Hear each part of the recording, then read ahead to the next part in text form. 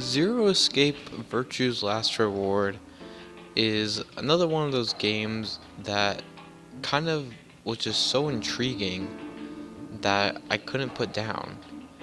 And not many games really do that for me. There aren't that many games that I can't stop playing. I usually have to take a break here and there, it gets boring here and there, but Zero Escape Virtue's Last Reward kept me coming back and kept me wondering what is happening to these characters and what is happening in these events and all this stuff that happens in this game is pretty dramatic and mysterious. A lot of the things that happen in this game, I don't want to spoil anything in this review, but a lot of things that happen in this game are hinted throughout other events and just so subtly, but once you figure things out, it all comes together clear and it's just so satisfying, honestly. This is such a great story and such a great experience that I honestly feel like everyone should play this game.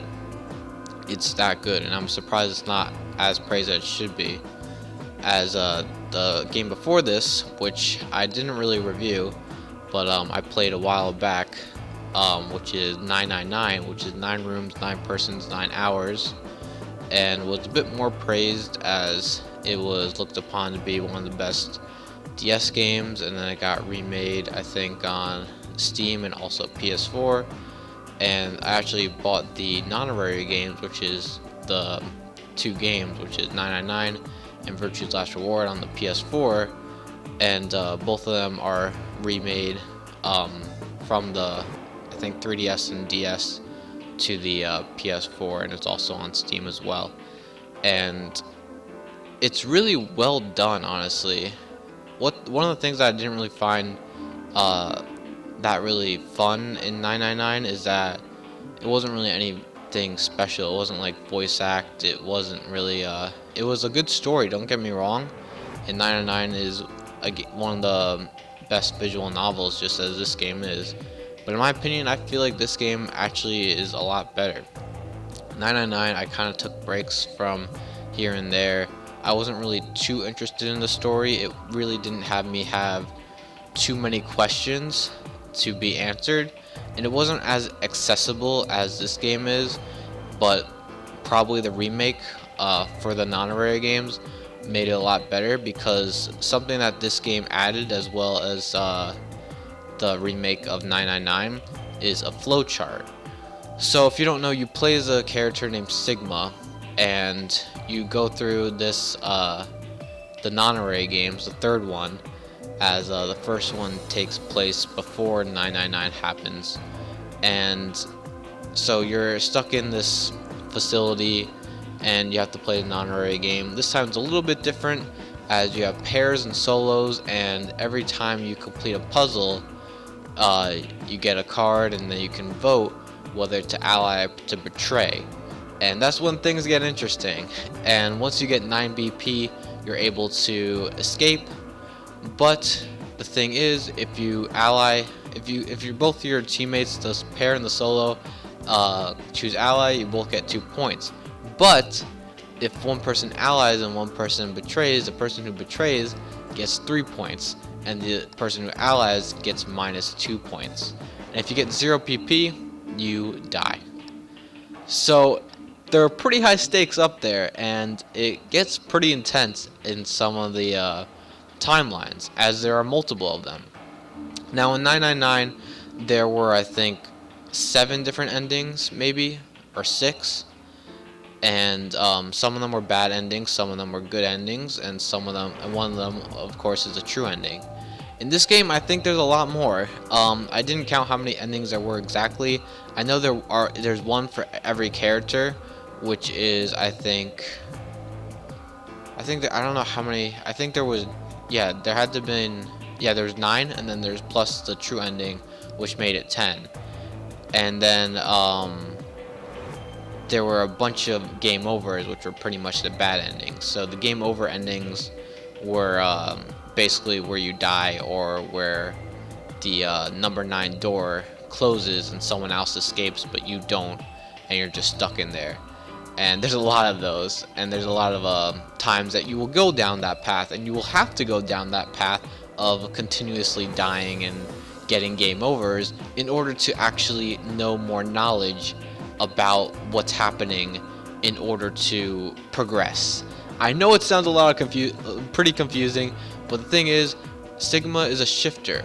That means that he's able to travel through dimensions, meaning that there'll be one dimension where he chooses ally. There'll be another dimension where he chooses betray. You can go down both of those paths, not at the same time, of course, but with the flowchart, you're able to kind of maneuver and go down each path and see what happens with each decision that you make. And similar to its sequel, which is Zero Time Dilemma, which happens after this game, which I might review as well. That one's not as good though. But in that game, there's called the decision game, where there are a lot of decisions made. In this game, there aren't as many decisions. There's really the only two decisions are to ally, to betray. There are some other decisions here and there, like choosing which door to go through, but it's not as many decisions as Zero Time Dilemma has, which is kind of a good thing, because then there really isn't too much commotion and everything like that.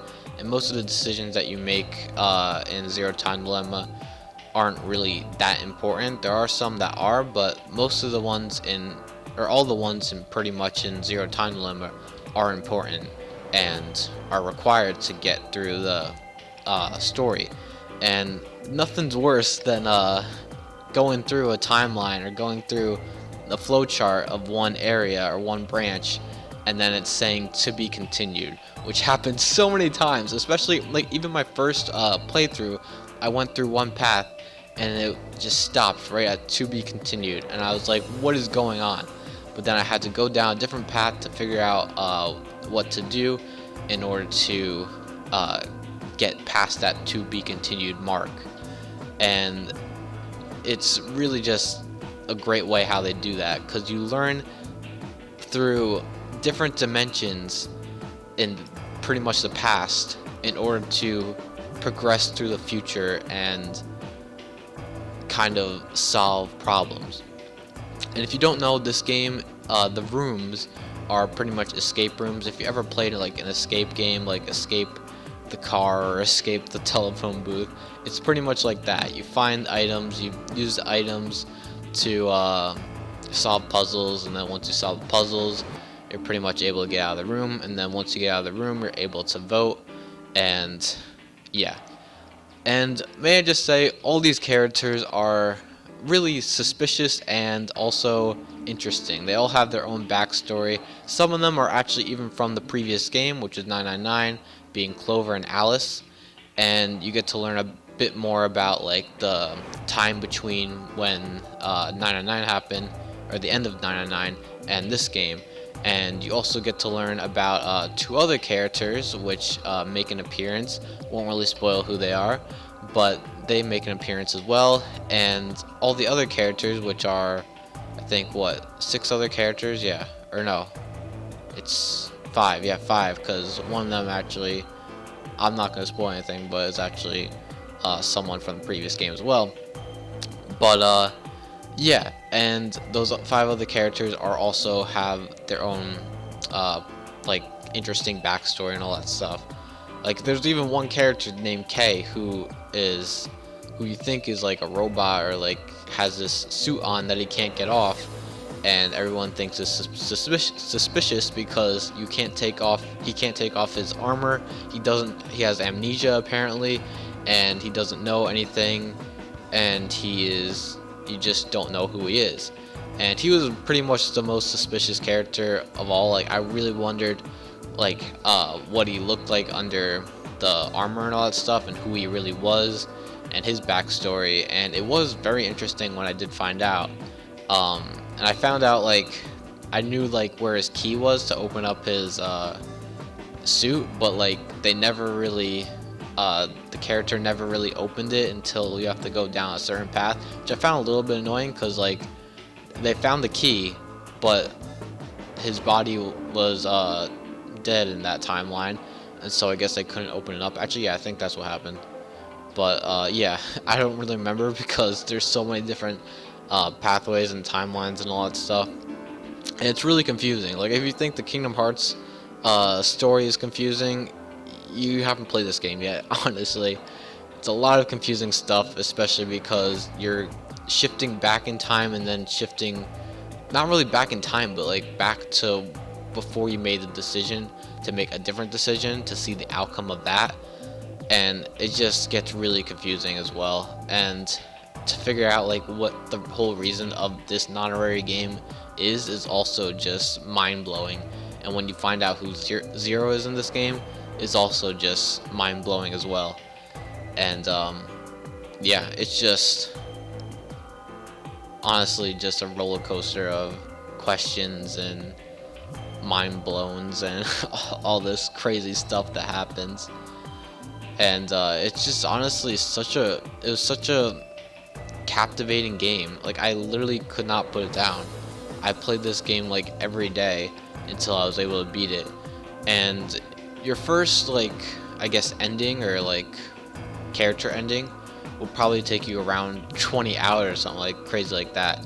But the other endings will be a lot easier to get because you went down so many other pathways that once you've gone down most of the pathways, the other pathways are already available for you, and you don't have to wait to get something or have a to be continued block your path. And yeah, even when it does say to be continued, you can literally just go straight to that area, or it'll show like instead of like I think it shows a question mark with a book on it, instead it'll show like a check mark or something like that, or something that indicates that like you're able to progress now and you found the information that you need to progress. And it's honestly such a great concept. Like, what they did in 999 is that the different endings were just the different doors that you took and all that stuff. But in this game, it's finding information, it's knowing when to betray, when to ally, and to see the outcome of each. And they honestly really couldn't have done it without the flowchart, because if they did it without the flowchart, this would have been a much more frustrating game and a much more annoying game. But the flowchart honestly was the best addition to the Zero Escape franchise, as well as to this game, because this is where it kind of originated. But yeah, honestly, one of my favorite games that I played this year, even though it didn't really come out this year, but I'm kind of glad that I played it, although I kind of waited too long. Although the reason I did wait too long is because I didn't have a PS4 until December, and also it was on sale, so I decided to buy it. Even though I already beat 999, I decided to get the non-array games because the 999 gets remade, as well as Virtue's Last Reward is there, and I haven't played it yet. And I was thinking about getting on the 3DS, but I feel like the PS4 might actually be better off because you just have you know, more of a accessibility. Although maybe the touchscreen would be better, and I think it's also on the PS Vita as well, so you also have it on there. And I guess having it on the go might actually be a bit better. I don't know, because I never really played it on the on a handheld, because I did play it on DS, but it was a DS emulator, so it was on my computer anyway. But yeah, overall, I have to say this is probably the best visual novel. Like I reviewed Danganronpa last episode, or last review. Like, I took some breaks here and there, and I wasn't really that captivated. There weren't that many plot twists, and I didn't really get all the questions that I had answered. But maybe the sequel does answer that, and maybe that's why it's better, just as this game is a sequel to 999, and I like this game better. But I haven't played Danganronpa 2 yet, so yeah. Anyway, though, that is it. If I were have to give this game review like out of 10, I'd probably say this game is like a 9, even a 9.5 out of 10. It's that good. Like, definitely the best story I've had in a while, ever since like probably Xenoblade Chronicles.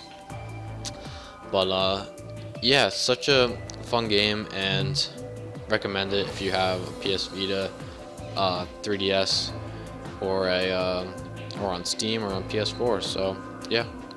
Anyway though, thank you guys all for watching. Make sure to like, comment, and subscribe, and stay tuned for more reviews right here on Tone Nick. Bye.